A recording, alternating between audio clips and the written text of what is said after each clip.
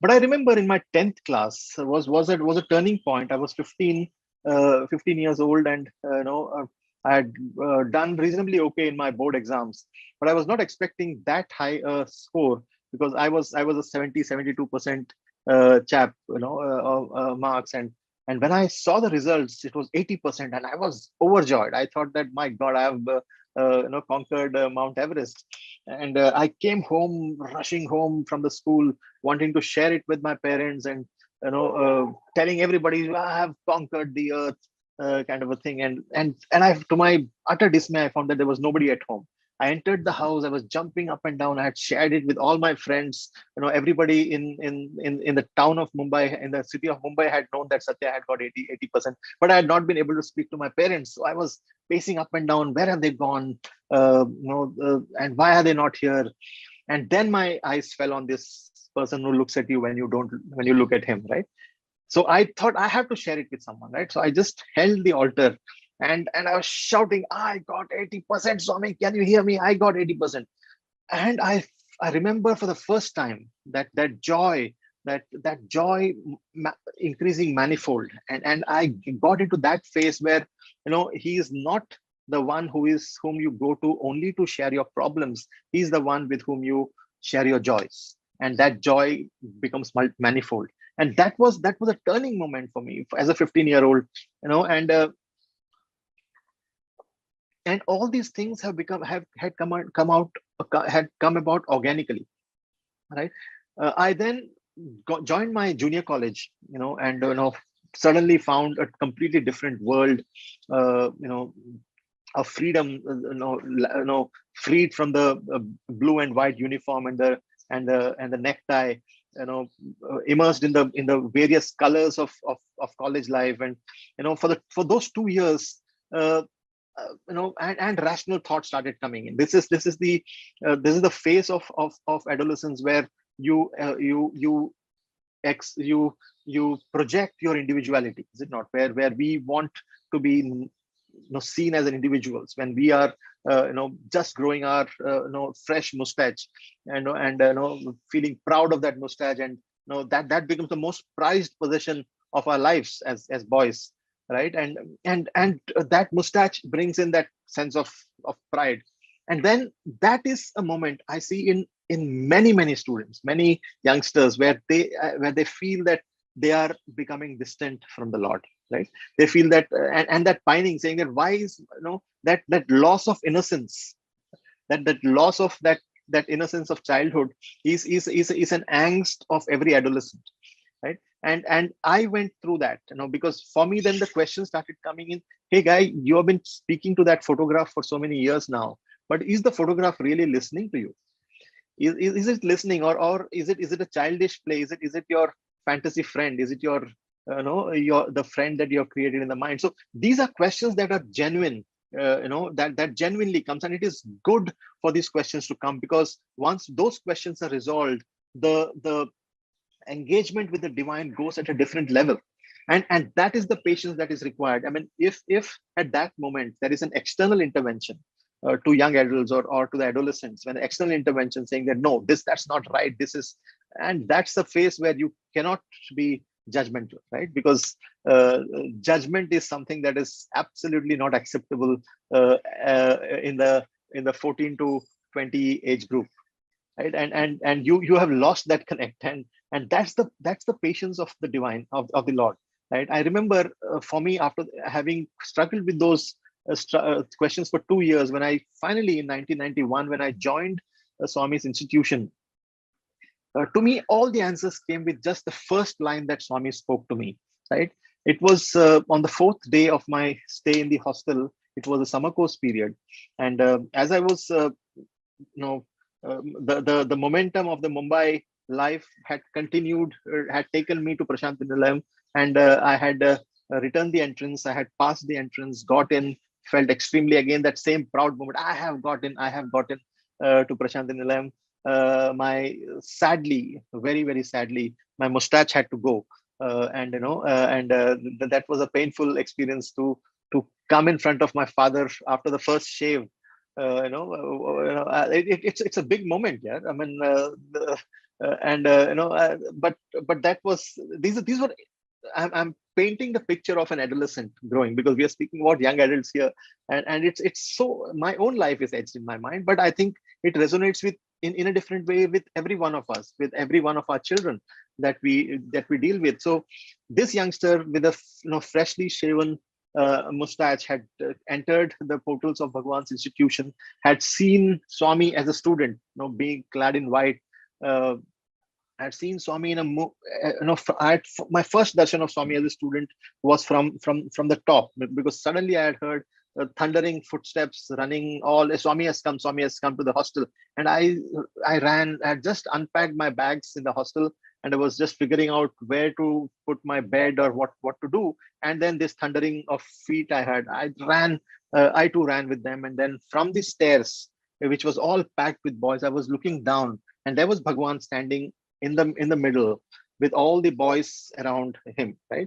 And as Swami was standing, there were boys were all around him, and I could see a pulsating heart, right? This is how it was. Swami was in the center, and from the top I was seeing this, this is how it looks like from the top, the view of the boys coming closer, going far, coming closer. It was like a pulsating heart to me. It was so poetic, and that was my first darshan of Bhagwan. I could just see the black crown and the shoulders of the orange robe from top, and there were all these boys coming. The reason of the pulsation is that the boys from the back wanted to come forward, and the boys in the front were mortally afraid that if I fall on Swami, I'm going to be expelled, and they were pushing back, right? And that was creating the pulsation, a pulsating moment of those not near wanting to come near, and those near afraid to go any closer, right? And that is what the spiritual, the entire, it's an essence of all the spirituality, is it not? Saying that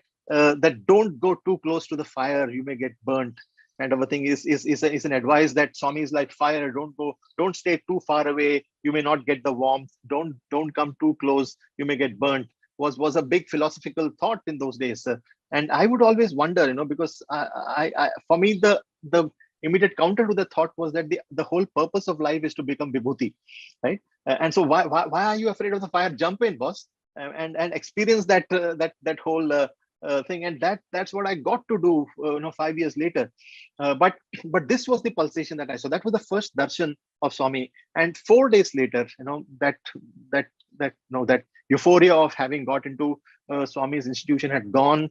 And the momentum of Bombay life had come back. I was making friends. I was making, I was trying to get. I was slowly getting back into that habit of chattering and talking and exuberance, and what is the word that my warden had used for me was boisterous, right? That boisterousness, and I thought it was a compliment because it fit me well. He had meant it as a complaint, but I felt it was a compliment. So boisterousness was the thing. So, and as I was talking to my friend, they were serving idlis, and I said that क्या यार सिर्फ 4 इडली देते हैं, मैं तो 10 इडली खाता था घर में. What, man, these guys are serving only 4 idlis. I actually eat 10 idlis at home. And so they gave me the idlis. I had those idlis, went and sat in mandir. Swami opened the Trai Vrindavan door. I still remember that lush green lawns, that those Ashoka trees, the deer cage behind. It was those old days, and we were all seated under those Ashoka trees on that pathway. And Bhagwan, there was a small narrow path left for Bhagwan to walk, and we were all excited. All both the campuses, Brindavan campus, Parthi campus, and a few probably 12th class boys had all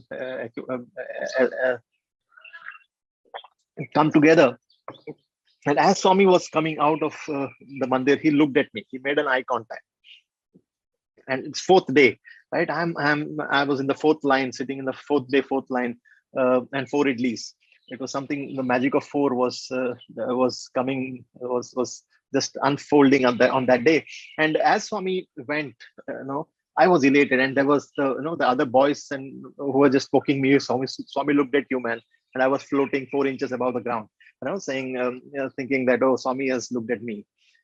Swami finished the darshan rounds. He came back from quite a distance. He again made eye contact from me. Hey, what's for breakfast? And I did not hear. I just looked up what is Swami saying, and then the whole group erupted with idli, Swami, idli. So then I realized Swami had asked what's for breakfast, and I said, Swami, okay, idli, Swami. And he came. How many idlis? I had heard it as how many days. Fortunately, the answer to both was four, and I said, Swami, four.